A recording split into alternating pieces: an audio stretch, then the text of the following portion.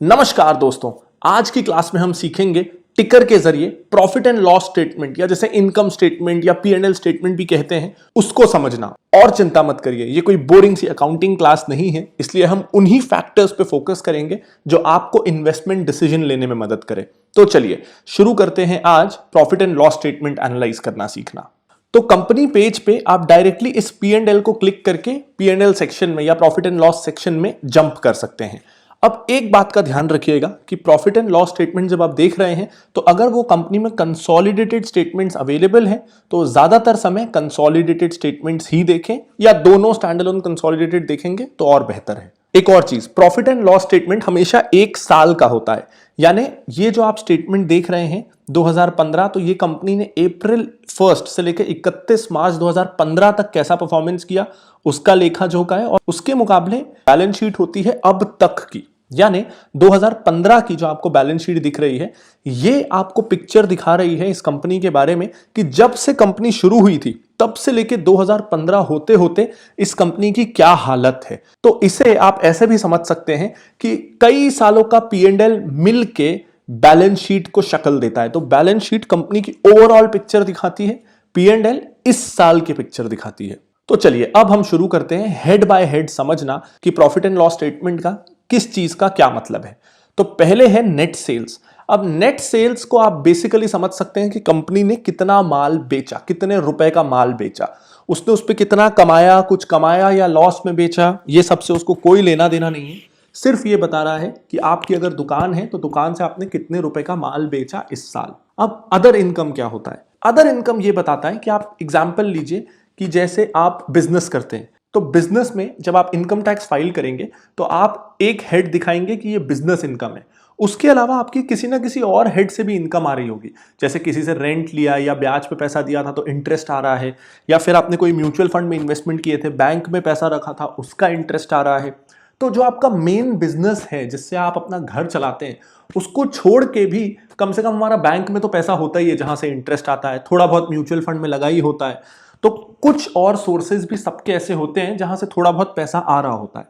तो जो main business है वो आ जाता है नेट सेल्स में, और उसके अलावा हो सकता है कंपनी के पास बैंक इंटरेस्ट आ रहा हो, म्यूचुअल फंड में इन्वेस्टमेंट हो, या कहीं से रेंट ले रही हो, तो ये उसकी होती है अदर इनकम। अब टोटल एक्सपेंडिचर, ये वो एक्सपेंडिचर है जो कंपनी को ये दोनों चीजें लाने में, चाहे सेल करने में चाहे अदर इनकम लाने में जो इसका खर्चा हुआ, ये टोटल मिला के होता है अदर एक्सपेंडिचर। जैसे अगर आप माल बेच रहे हैं एक दुकान में तो आपको दुकान का रेंट देना है, बिजली का खर्चा देना है, अपने स्टाफ को सैलरी देनी है, ये सारा एक्सपेंडिचर आ जाता है टोटल एक्सपेंस में। इसके अलावा मान लीजिए अगर आपने सेविंग्स अकाउंट खुलवाया और वहां आपने पैसे डाले, तो सेविंग्स अकाउंट में आपको इंटरेस्ट मिल रहा है, वो अदर इनकम है। लेकिन सेविंग्स अकाउंट में कुछ चार्जेस भी लग सकते हैं, डेबिट कार्ड के चार्ज, अकाउंट ओपनिंग चार्ज, कुछ भी, तो वो अदर इनकम से रिलेटेड एक्सपेंडिचर है, वो भी इस टोटल एक्सपेंडिचर में आ जाएगा। यानी हर तरीके के खर्चे जो नेट सेल्स या अदर इनकम लाने में लगे वो होता है टोटल एक्सपेंडिचर। अब बात करते हैं ऑपरेटिंग प्रॉफिट की। तो जब भी ऑपरेटिंग शब्द आता है तो आप ये समझ लीजिएगा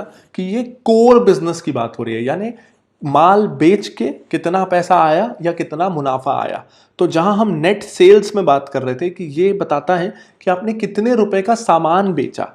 ऑपरेटिंग प्रॉफिट ये बताता है कि अदर इनकम को हटा दिया जाए और इंटरेस्ट एक्सपेंस, बाकी हर तरह के एक्सपेंस को हटा दिया जाए, बस ये देखा जाए कि आपको जिस दुकान से आपने सामान बेचा उस दुकान को चलाने में, कच्चा माल खरीदने में, सैलरी देने में, बिजली देने में, दुकान से रिलेटेड खर्चों में आपका कितना खर्चा हुआ, तो कितने का माल बेचा और डायरेक्ट एक्सपेंस कितना था। जैसे वो दुकान भले ही आपने लोन पे ली हो और वो लोन का आप EMI पटा रहे हो, लेकिन वो इस चीज पे काउंट नहीं होगा। ये अज्यूम कर लिया जाएगा कि अगर आपकी दुकान खुद की होती और आपको इंटरेस्ट इनकम नहीं देना पड़ता तो आप इस दुकान पे कितना कमाते। कहीं सिर्फ इंटरेस्ट के कारण आपको बिजनेस लॉस तो नहीं हो रहा। अगर इंटरेस्ट नहीं होता तो क्या आप कोर बिजनेस को प्रॉफिटेबली चला सकते थे? तो उसको कंपेयर करने के लिए कोर बिजनेस से कितना मुनाफा आया सारी सेल्स में से खर्चों को हटाने के बाद, सिर्फ business related, direct business related खर्चों को हटाने के बाद, तो ये होता है ऑपरेटिंग प्रॉफिट। ये हमें बताता है कि कैपिटल स्ट्रक्चर चाहे जो भी हो, चाहे बिजनेस ने पैसा इक्विटी के जरिए लाया हो या फिर बिजनेस ने पैसा डेट के जरिए लाया हो, जिस केस में ये इंटरेस्ट एक्सपेंस होगा, इन दोनों को अगर नजरअंदाज कर दिया जाए तो बिजनेस कैसा कर रहा है। इसके बाद आता है इंटरेस्ट। ये बेसिकली वो अमाउंट है जो आपने किसी से बोरो किया है, उधार पे लिया है और आपको उसको ब्याज देना है, तो ये ब्याज का अमाउंट है इंटरेस्ट। अब डेप्रीसिएशन। डेप्रीसिएशन एक बहुत इंटरेस्टिंग लेकिन सिंपल कंसेप्ट है। देखिए, अगर आपको बिजनेस करने के लिए एक लैपटॉप की जरूरत है, आप वो लैपटॉप खरीदते हैं 30,000 रुपए में और आपको उम्मीद है कि ये लैपटॉप 3 साल चलेगा, तो अब ऐसा सोचिए कि आपने इस साल लाख रुपए का माल बेचा और उस माल को आपने 50,000 रुपए में खरीदा था और फिर उसको अपनी दुकान से लाख रुपए में बेचा।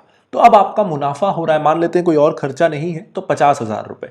लेकिन आपने वो दुकान जब शुरू की तो साथ में एक लैपटॉप भी खरीदा। वो लैपटॉप था 30,000 रुपए का।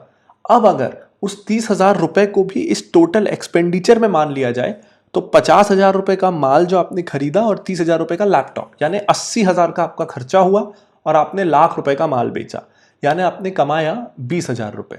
लेकिन ये सही नहीं होगा, क्योंकि जो लैपटॉप आपने लिया, तो लैपटॉप 1 साल नहीं चलता, 3 साल लगभग के आसपास चल जाता है। तो ऐसे में आप पूरा 30,000 रुपए खर्चा लैपटॉप का इसी साल का है ऐसा क्यों मान ले रहे हैं। वो लैपटॉप से आप 3 साल काम करने वाले हैं, तो उस लैपटॉप का खर्चा भी आपको 3 साल में डिवाइड करना चाहिए। तो बेसिकली अकाउंटिंग पॉलिसी के हिसाब से आप ऐसा करेंगे कि आप 10,000 रुपए इस साल खर्चा दिखाएंगे लैपटॉप का, 10,000 अगले साल और 10,000 उसके अगले साल। ऐसे में क्या होगा कि आपने 50,000 रुपए का माल खरीदा, 10,000 रुपए आपका लैपटॉप का खर्चा हुआ, ये हो गया 60,000, और लाख रुपए का आपने माल बेचा था तो आप 40,000 रुपए कमाए। तो वो खर्चा जो आप इस साल का मानेंगे कि लैपटॉप पे हुआ, वो इस साल के डिप्रीसिएशन पे आएगा। यानी अगर 3 साल चलने वाला है लैपटॉप और आपने 30,000 का लिया, तो इस साल डिप्रीसिएशन आएगा 10,000 रुपए का। इसके बाद आता है एक्सेप्शनल आइटम्स। ये बेसिकली आप समझ लीजिए कि बिजनेस को या तो भूकंप आ गया और इंश्योरेंस नहीं था और कुछ ऐसा लॉस हो गया जो जनरली नहीं होना चाहिए था, या फिर बिजनेस की कोई लॉटरी निकल गई, तो कुछ ऐसा एक्सेप्शनल आइटम जो यूजुअली होगा नहीं, उसके कारण कहीं इस साल का मुनाफा कम या ज्यादा तो नहीं दिख रहा। क्योंकि अगर ऐसा होगा कि मान लीजिए बिजनेस की कोई लॉटरी निकल गई और 100 रुपए कमाता था, इस साल 1,000 रुपए कमा लिया, तो हम ये सोच के खुश ना हो जाए कि चलो प्रॉफिट 10 गुना बढ़ गया, ये कंपनी खूब तेजी से प्रॉफिट कमा रही है। तो अगर प्रॉफिट एक्सेप्शनल आइटम्स के कारण बढ़ा है तो मतलब ये कोई खास अच्छी बात नहीं है, इसे आप इग्नोर कर दीजिए। जैसे गोदरेज के केस में इसका टोटल प्रॉफिट है लगभग 2,340 करोड़, जिसमें से 250 करोड़ या 10% प्रॉफिट ही एक्सेप्शनल आइटम्स के कारण आया है, तो ये बहुत ज्यादा नहीं है। इसके बाद आता है प्रॉफिट बिफोर टैक्स, और ये तो नाम से क्लियर है कि टैक्स लगने के पहले अगर कंपनी पे कोई टैक्स नहीं लगता तो उसको कितना मुनाफा होता। ये इसलिए जरूरी है कि अलग अलग कंपनियों पे हर साल टैक्स लायबिलिटी गिरती कम होती रहती है।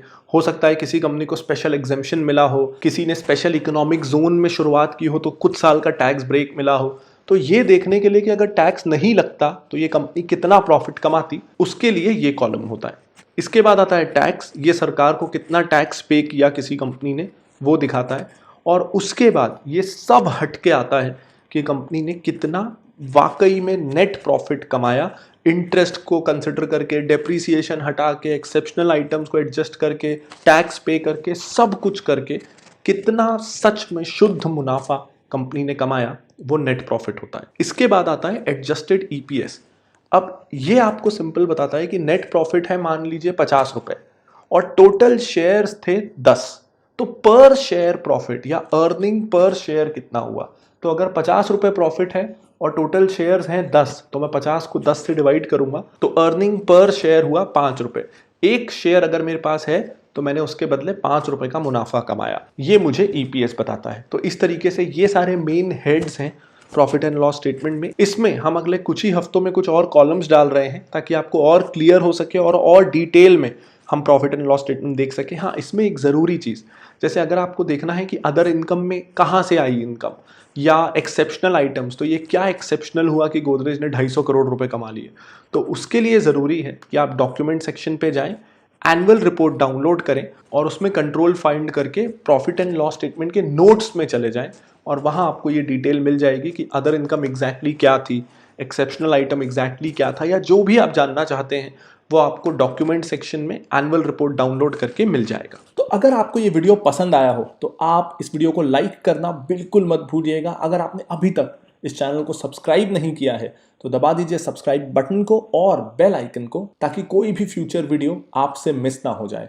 और अगर आप अपनी खुद की पोर्टफोलियो बनाने का सोच रहे हैं अच्छे स्टॉक्स का, तो आप हेल्प ले सकते हैं हमारी model portfolio service idea bag का, जिसमें अब आपको मिलेगा 25 नहीं 30 quality stocks for the long term, और जिसे हमने पिक किया है वैल्यू इन्वेस्टिंग के प्रिंसिपल्स के साथ। तो इन स्टॉक्स का रिकमेंडेशन आपको ऊपर कार्ड पे और इस वीडियो के डिस्क्रिप्शन में मिल जाएगा। उम्मीद करता हूं ये वीडियो आपको पसंद आया होगा। मैं लाता रहूंगा ऐसे और बहुत सारे videos. This is Pranjal Kamra signing off. Bye bye.